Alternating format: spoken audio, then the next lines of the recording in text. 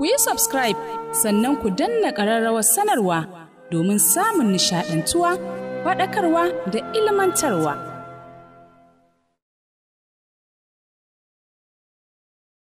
Assalamu alaikum wa rahmatullahi ta'ala wa barakatuhu abokan hira barkanmu da warhaka.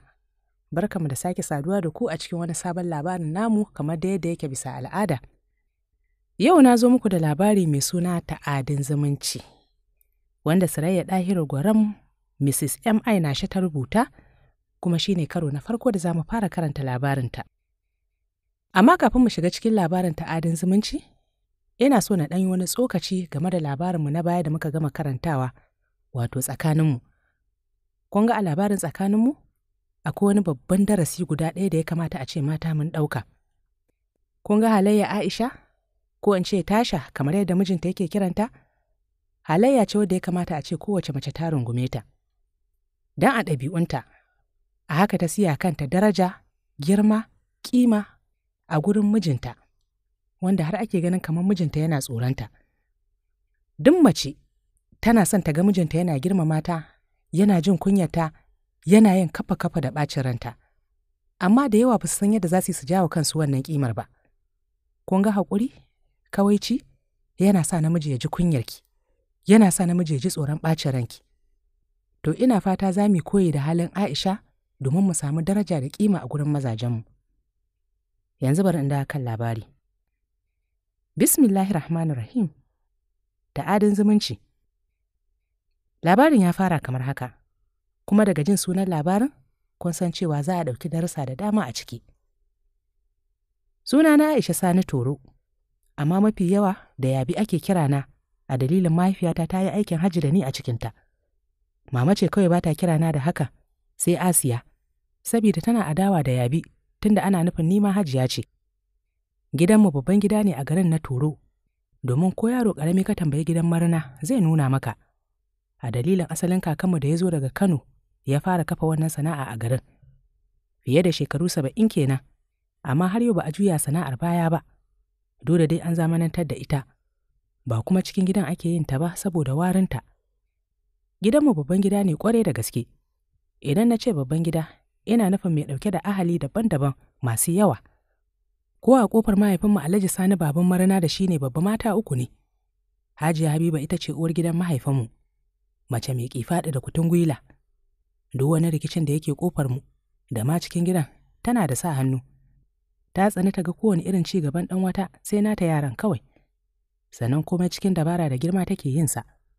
Ba kowa ne ya fahimci irin makircin da take ƙullawa ba, sai mu da muke rayuwa da ita a kulle yaumi. Ta kanka ne komai, ta yadda komai ta shimfiɗa akan hakan za a tafi. Sai dai ranar da ta samu ɓacin rana baba ya bijire mata. ‘Ya'yanta 5, yaya Musa, yaya Hadiza, yaya Salamatu, yaya Indo, sai autarta da ta haifa bayan ta shafe shekaru masu yawa Nazira, wacce ita ce sa'ata, ta girme ni da wata 3. Sai mahaifiyata Hajiya Asma'u, wacce muke kira da Goggo. Ba don tana mahaifiyata ba, amma mace ce mai sanyin hali da matsanancin haƙuri. Idan na ce haƙuri, ina nufin haƙuri gangariya. Irin haƙurin nan da mai yinsa kan saka al'umma da suke kewaye da shi su halaka, saboda haƙƙinsa za su yi ta ɗauka. Yaranta 8 cif, yaya Salisu, yaya Rabi'u, yaya Ummi, yaya Adnan, yaya Ali, sai ni Yabi. Duk da ba ni nake bin yaya Ali ba, akwai wani ya rasu ne. Sai Anas da kuma autanmu Iklima. Wannan yawan yara da mahaifiyata ta tara a ɗakinta, kuma maza, ya sanya mamata ta sa ta a gaba da masifa da tugu. Kusan kowa a gidan ya tsani mahaifiyarmu, ba kowa ne yake mu'amala da ita ba. Duk gidan bakinsu ɗaya ne a kanta, duk kuma mama ce ta ɓata ta, take adawa da duk wadda za ta yi mu'amala da ita. Shi ya sa hatta mu yaranta ba mu da wani kwarjini har a wajen dada kakanmu, da ita ma tana cikin gidan ɓangarenta daban. Sai Hajiya Sahura muna kiranta da Inna. Yaranta 5, na farkon ma mun ɗan girme masa kaɗan, Ubaida, sai Abida, Hajara, Ismail, da autanmu gaba ɗaya Saliha. Duk yadda mama ta so wajen raba zumunta a tsakaninmu, bai yi tasiri a tsakanina da Nazira ba. Duk yadda ba ta kula ni, ba ta sakar min fuska, hakan bai hana ni yin dabdala a ɗakinta ba a dalilin Nazira. Bare ita kuma da ɗakin gwaggonmu take kwana. So 1000 gara Inna akan mama, domin dai babu yadda za a yi na ta haɗa Goggo sharri, ko ta tsokane ta da gangan, amma ba ta wani girmama ta a dalilin mama ta dabarbarce ta, ta hana ta yin mu'amala da goggo, ta hanyar faɗa mata goggo ce da gida, dai yaranta maza ne, idan Alhaji ya mutu duk su ɗin 'yan kallo ne. Da na fara mallaka hankalina, sai nake tambaya kaina wai menene mahaifinmu ya mallaka da har ake fatan ya mutu. A da kam ya yi arziki ƙwarai da gaske, domin duk girman gidanmu, shi ya zage ya gina shi, sannan mafi yawa na cikin zira'a, shi ne ya biya masa suka sauke farali. Amma tun shekarar da aka haife ni, ya haɗu da 'yan damfara suka yi masa sanadin karaya arziki. Har yanzu da muke shekaru 15 bai farfaɗo ba. 'Yan uwansa kuma kowa ya zuba masa ido ya zama abin tausayi. Amma a hakan mama take faɗin gwaggonmu ce za ta ja komai. Wannan kenan. Sai ƙofar Alhaji Badamasi, baban tsakiya. Matansa 2 da yara 12. Na uwar gidan Hajiya guda 7. Babban ɗanta yaya Jabir, Zakiya, Jamila, Hauwa, Firdausi, Aisha, sai ƙaramarsu Basira. A nan ɗakin kuma Firdausi ce sa'armu. Sai amaryar Momi, tana da yara 5. Nasiru, Romanatu, Saratu, Naziru da Kubra. A nan ma Saratu ce sa'armu. Sai ƙofar ƙarshe ta Alhaji Iliya, baban kasuwa. Matarsa 1 da yaransa 6. Amina, Aminu, Mejidda, Kaltume, Abba da Aliya. A nan kuma Mejidda ce sa'armu. Sai wajen kakar Hajiya Binta, wadda yaya ummu sunanta ta ci. Kowa da dada yake kiranta, wata irin tsowa mai wahala sha'anin gaske. Tana daga zaune rikicin da take ba ɗan kaɗan ba ne. Haka nan bata damu da haɗin kai a tsakanin ahalin gidan ba. Domin bayan su babanmu, akwai 'yan uwansu mata 2. Ɓangaren dada ma hawa 2 ne, domin akwai wata ƙofar a can ciki bayan ka wuce ƙofar ta farko. Sannan ana iya fita waje ta wannan wajen, sai dai ƙofar a rufe take. Amma ba kowa a ciki, sai kayan ajiye-ajiye da dangin kayan noma da tarkace. Babu Bulkacuwa, wato Hauwa, ita ta biyo baban tsakiya. Tana aure a Bulkacuwa. Mijinta Alhaji Yusuf babban ɗan kasuwa ne a kasuwar kayan miya ta Muda Lawal a Bauchi. Ita ce amarya, amma sai akan ta ya samu haihuwa ta tsaya masa. Uwar gidan wabi take, ma'ana idan ta haihu sai su koma. Tijjani ne babba, sai Aliyu, sai Nasir. Sai bayan haihuwar Nasir ne uwar gida ta haifi Maryam da kuma Hafsa. Daga nan sai baba ta sake haifar Ihsan. Kenan yaranta 4, na uwar gida kuma 2. Tijjani ya taso cikin wani irin gata a wajen mahaifinsa a dalilin tsawon lokacin da ya shafe babu haihuwa. Sai dai kash, gatan ya zame masa ɗan zani, domin gaba ɗaya sai ya kangare, tun yana ƙaramin sa ya koyi fitina iri-iri. Shi ne kame kaji da awakan jama'a yana siyarwa, gaba ɗaya ki karɓar tarbiyyar da ake bashi, a sanadin da abokanansa lalatattu ne. Duk yadda babu ta Bulkacuwa da mahaifinsa suke son fige masa wannan ɗabi'ar abin ya ci tura. Akan dole suka raba shi da garin, suka dawo da shi wajen mahaifinmu da baban tsakiya, tunda su ɗin zafi ne da su ainin. A lokacin bai fi shekara 15 ba, sa'an yaya Salis ne, amma shiriri tasa ta mai da shi cikin ƙannansa su Anwar. Duk da dai su ɗin masu raina shi, sun ware shi, babu wanda yake son a gan shi da Bulkacuwa saboda munanan ta'adodinsa, yayin da mu muke ƙananu sosai. Sai babu Maryo, ita ce autar dada. A nan Toro take aure, yaranta 5, amma biyun farko na wajen dada da ta haifa da mijinta na farko. Anwar da Nasiba, yaya Jabir, yaya Rabi'u, yaya Abba da yaya Anwar. Duk sa'annin juna ne, tare suka taso. Fikon junansu mafi girma watanni 5 ne. Kazalika mu ma 'yan matan tare muka taso. Duk da babu haɗin kai ko kaɗan a tsakanin iyayenmu mata. Haka nan ni da Nazira, an fi mai da mu banza da wofi a dalilin mahaifinmu ba shi da shi. Ga shi dai shi ne babba, amma ya zama fanko. Ya zama wofi, daidai da shawara ba a yi da shi. Duk yadda ba wani shakuwa a tsakaninmu irin na zumunci. In dai fita ne, to tare ake tafiya zuwa makarantar boko ko islamiyya. Haka za a gan mu zaratan 'yan mata da ras da mu. Kusan ba a taɓa yin 'yan mata da muke sa'ani da yawa a gidanmu irin a kanmu ba, domin mun doshi 7. Ni Yabi, Nazira, Basira, Firdausi, Mejidda, Saratu, Nasiba. Dukkanmu kowa tabarakallah ba mu kusa. Tunda asalin kakanmu da daba Fulatanan Lamace, asalin Fulanin Mali. To kusan dukkanmu mun samu tsayi da gashinta. Duk da ni ɗin bani da tsayi, 'yar shafalce. Matsakaicin kyau ne da ni, amma fara ce sal. Sannan ƙuguna a ɗan buɗe yake kaɗan. Sai dai ƙirjina kam ko na kai shekarun budurci sosai ba za su yi wani girma ba. Kowane irin sutura na saka sai ta yi min kyau. Duk da kayan na mafi yawansa masu sauƙin farashi ne, a dalilin mahaifinmu baya samun sukunin yi mana sutura. Abinci ma da wahala gaske muke cinsa, duk da ga 'yan uwansa nan suna cin duk abin da suke so. Amma ba a yi mana kara ni da Nazira idan za su yi wa 'ya'yansu sutura su haɗa da mu. Ko da yake Nazira ta fi ni sutura, a dalilin mama tana son yayyinmu na ɗaki suna yi mata.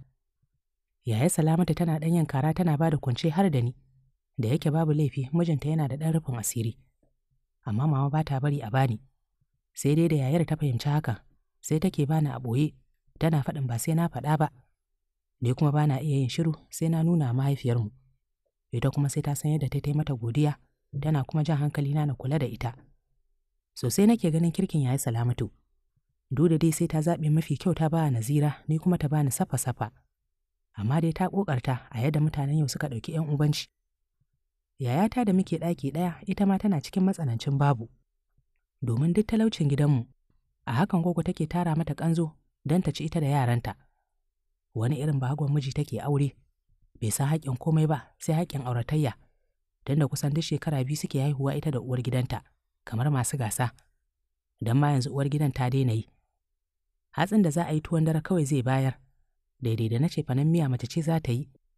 Da safe a yi ɗumame a ciyar da ya samu, ba don an ƙoshi ko don daɗi ba. Da rana kuwa kowace ita za ta ciyar da kanta da 'ya'yanta. Ba maganar sabulun wanki bare a je ga na wanka. Yaya Ummi kyakkyawar mace, amma wahalar da miji ya saka mata da muguntar kishiya ta sa duk ta fita hayyacinta. Domin ita ce mai ƙananan yara, ita ɗaya al'amura sun fara saisaita mata, don da manyan 'ya'yanta sun kawo ƙarfi, amma komai za su kawo a ɓoye ne, ita kawai za ta amfana. Duk cikin yaran gidanmu ta fi kowa shan wahala a gidan aure, shi yasa take a ware, sai idan yaya Rabi'u ya ɗan figi wani abu ya kai mata, a dalilin su ma suna fama da riƙewa baban mai gidanmu. Rayuwa ta yi mana tsananin gaske, mahaifiyarmu haƙuri take yi kan haƙuri. Kuma wani abin mamaki da mijin Yaya Ummi, mai tarin dukiya ne, amma fa baya iya ci. Sai dai ya ta lissafin kadarorin da ya tara. Manyan 'ya'yansa sai fatan ya kauce su ci abin da bai bari sun ci ba suke. Gaba ɗaya tausayin Yaya Ummi nake ji. Abubuwa sun yi mata yawa. Ga tashin hankalin gidanta, ga azabar 'yan ubanci da siyaye Indo suke yi mata. Sun ware ta, Yaya Salamatu ce mai sassauci kawai. Duk sanda ka je gidanta haka za ka ganta kamar mahaukaciya. Wankau take yi kamar me? Yini take tana wanki. A hakan take samu ta wanke kayanta da na yaranta, da kuma samu kuɗin da za su ci abinci da rana. Duk da dai bashi ya fi yawa, sai ta yi wanki sau nawa ba a biya ta ba. Nakan yi mamakin yadda mutanen yau suka shagala da faɗin Annabi sallallahu alaihi wasallam na cewa mafi adalcin mutum shine wanda yake biyan haƙƙin wanda ya masa aiki kafin maguminsa ya bushe. Amma a wannan zamanin, sai mutum mai wadata ya ba miskini aikin wahala, amma biyan haƙƙinsa wai sai ya zama bashi. Abin kai can ma idan an yi masa aiken ya bayar da kuɗin sai ya zama laifi. Mace ma'aikaciya sai ta bari kuɗin mai wanki ko markaɗe ko kuma mai dakan hannu ya taru a kanta, ba tare da yarjejeniyar sai ƙarshen wata za ta biya ba. Anya ko muna son ganin daidai jama'a? Wannan wahala da ta taru ta mana ƙawanya ya sa na mayar da kitsona na kuɗi. Domin tun daga Alhamis idan na fara kitso har Lahadi. Amma ba wanda zai cire ko sisi ya bani a cikin gidanmu da duk kusan sati nake musu kitso su da 'ya'yansu. Kuma na sani hakan baya hana su karɓan kuɗin kitson a wajen mazajensu ko iyayensu. Bisa shawarar Nazira na daina yi wa kowa kitso sai ta biya. Iya 'yan ƙofar mu kawai nake yi wa kitso kyauta. Mama kuwa ba ta yarda ta bani kanta dama, amma ina yi wa inna da gwaggonmu da kuma 'yan uwana na ƙofar mu. Ai wannan bijirewar da na yi akan sai an bani kitso ya sake jefa tsana a tsakaninmu. Domin duk inda mama ta zauna sai ta ce uwarta ce ta kitsa mata. Me za a yi da irin wannan haihuwa? A ce wai ba za ka bari a ci arzikinka ba? Iyayenmu maza da suka san suna biya ba su ɗauki al'amarin a wani abu ba, domin suna ƙyashin a ce mu ɗin muna da mamurar da za mu yi musu alfarma. Domin faɗi suke idan kuɗi ne ku ba ta kuɗinta daidai da yadda na waje za su biya ta, ko kuma daidai da wanda idan kun je wajen bare za ku bayar. Ita ce ba ta gaji arziki ba. Yayin da muka ƙudure a ranmu ni da Nazira, babu wanda zai sa na yi wa yaransa ko matarsa kitso a kan dole, domin su ma ba su taimake mu ba. Daidai da kuɗin Islamiyya da bai taka kara ya karya ba su taɓa haɗa mu da 'ya'yansa sun biya ba. An sha koro mu da sauran ƙannenmu a kan kuɗin Islamiyya, yayin da sauran yaransa ba su da wannan matsala. Idan za mu yi wata a zaune, mahaifinmu ko iyayenmu mata ba su samu sukunin biya ba, babu wanda zai dube mu. Dada kuma ba za ta ce na biya wa yaran nan ba.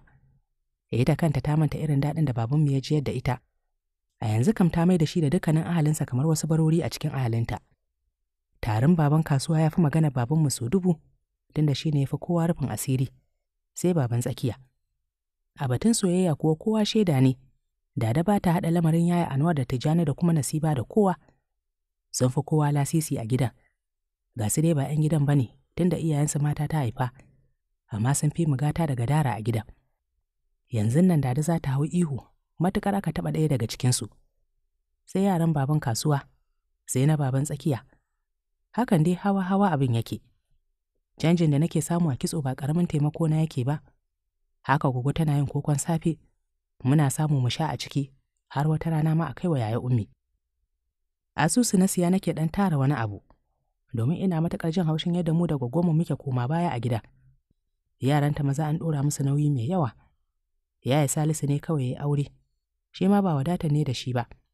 Aikin gini yake yi, dole ya yi karatu, amma aiki ya yi wuya samuwa, tunda babu wata hanya. Sai yaya Rabi'u kuwa komai na gidan su ne. Mama faɗi take wai ai su ne maza, su ne za su taimaki ubansu. Ga karatunsu su suke ɗaukar nauyin kansu. Don haka gwaggonmu ba ta samun komai, amma idan an natsu za a fahimci kowa a ƙofarmu yana cin arzikin yaranta. Duk 'yan ɗakinmu ni ce mai tsiwa, ban ɗauko sanyin halin uwarmu ba. A tsaye nake kan ƙafafuna cak, haka zuciyata ba ta ɗaukar raini. Sai dai kuma ba ni da ƙullaci, ina da saurin afuwa. A duk sanda na kalli gwaggonmu da yaya Ummi, sai na tsinci kaina da yi wa kaina da Ikilima addu'a samun miji na gari, mai wadata, ko mu ma shiga sahun masu mutunci. Dan kafin hakan kuma, sai Ubangiji ya hore mini iya yarfa kitso. Duk wata matashiyar 'yar kwalisa a yankin nan, ne ce nake yi mata kitso. A hankali sai na fara gwada lalle. Nan da nan sai Ubangiji ya sake haska mini. Layi ake mini na kunshi da kitso duk satin duniya. Muka fara ɗan warwarewa, domin muna samun 'yan kuɗi don yin buƙatar yau da kullum. Hatta yaya Ummi ta ɗan samu sauƙin matsatsin da take ciki, domin duk sati sai na cire mata wani abu. Da kuɗin asusu na yi auki na fasa, na siya mana kayan kwalliya masu sauƙin kuɗi, ni da Ikilima da Nazira, har ma da Ubaidan inna. Sai kuma na sake siyan wani, na ƙudiri aniyar ɗanki zan yi mana idan kuɗin ya taru. Na ɗauki tsawon lokaci ina zubi, kafin na samu ne mana 'yan suturuni da Ikilima. Ai mama tana ankara da 'yar nutsuwar da muka fara samun kanmu a ciki, sai ta tada ballon wai sai na bar kitso, domin gashi yana yawa a gida. Ba dama ta zubo abinci za ta ganin gashi a ciki. Ko ina gashi ne, ita ta gaji da wannan ƙazantar. A wannan karan babanmu ya jarumta cewa ba zai hana ni yin sana'a ba, don da shi kansa ya sani ba ƙaramin rufa mana asiri sana'a take ba. Kusan kullum sai na bashi naira 400. Maganar magani na kuwa idan ba ni da lafiya na ɗauke wa kowa. Da haka sai muka fara sajewa da su Majida. Tunda mu ma yanzu muna samun 'yan suturu babu laifi, duk da bai kai nasu daraja ba. Idan akwai abin da yake ciwo mama tuwo a ƙwarya rashin nutsuwar yaya Musa ne. Gashi dai shine babba, amma gaba ɗaya ya lalace, ya zama ɗan iska. Hakan kuma ya ƙi ya zamar mata izina, a kullum cikin aibanta yaran da ba nata ba take. Ta kuma gasgata hannu aka sa wa ɗanta, da kuma baƙin hasada. Ta kasa fahimtar rayuwa har yanzu. Tsabar ƙyashinta ta hana 'ya'yanta mata su tallafa babanmu da ɗan abin da za su iya. Kullum faɗi take ai hidima ta 'ya'ya maza ce, da haka kuma yaranta mata za su kawo gidan tonata ne. Sai ko idan da faffe ne, sai ta sama waɗanda take so, waɗanda ba ta so kuwa ko ta yi babu. Sai nake mamaki idan tana habaicin kuɗin kitson da nake karɓa.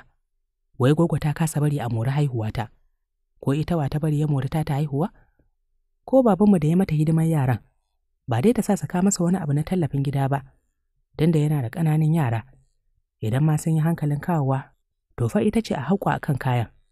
Ta dinga gadara kenan, duk da ba wasu kaya masu yawa ba ne. Tunda dai ba wai kuɗi ne da su ba, rufin asiri ne kawai. Sai nake mamakin wai menene manufarta. Da na kasa ganewa sai na haƙura. Amma hakan ya jawo hankali na har nake sha'awar yin bincike da nazari akan gidan yawa, mai ɗauke da mabambantan iyalai. Targashi. Lallai kuwa ta'adin zumunci. Koya za ta kaya a wannan gida? Ku kasance da ni domin jin mai labarin ya ƙunsa. Kada dai ku gajiya da bani ƙwarin gwiwa ta hanyar subscribe, like, comment da kuma sharing a group ɗinku. Na gode da irin goyon bayan da kuke bani, kuma na gode da kasancewar ku abokan hira. Ta ku har kullum abokiyar hira.